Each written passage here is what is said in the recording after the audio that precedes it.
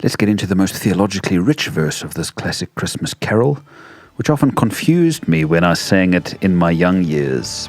True God of true God, light of light eternal, lo, he abhors not the virgin's womb.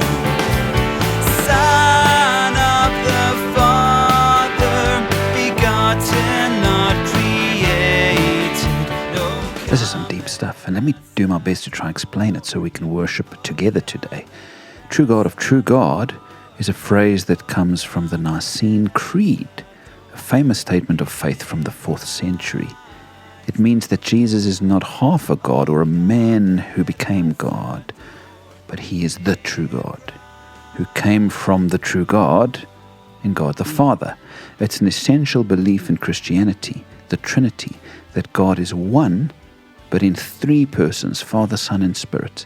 Jesus the Son is truly God, who came from the Father, who is the true God. And this actually leads into the last line, which says, Son of the Father, begotten, not created. Some teach that God the Father created the Son, but Christians believe that Jesus shares the divine essence of God the Father and always has. And so he's begotten by the Father, not created by the Father. Everybody else is created by the Father, but Jesus existed eternally with him. He's also a light of light, eternal, again emphasizing that Jesus is light, and he comes from eternal light in the Father. When Jesus came to earth, we got to see the human representative of that light of God.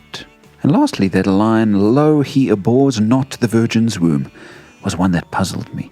Firstly, what does lo mean?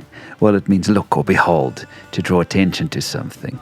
In this case, the author wants to draw attention to the fact that God doesn't abhor the womb of a virgin. In other words, it was not beneath God for Jesus to be carried in the womb of a young woman.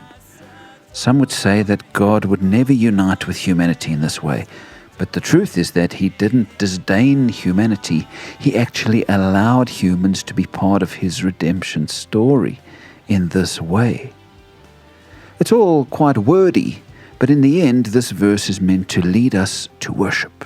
It teaches us that Jesus is great and worthy because he is one with the Father and not just another human. And it teaches us that God would unite with his people and not disdain them in their human state. What a verse! Does it cause you to worship? Does it bring fire to your soul? Listen again and sing with gladness of this wonderful Jesus. God of true God, light of light eternal.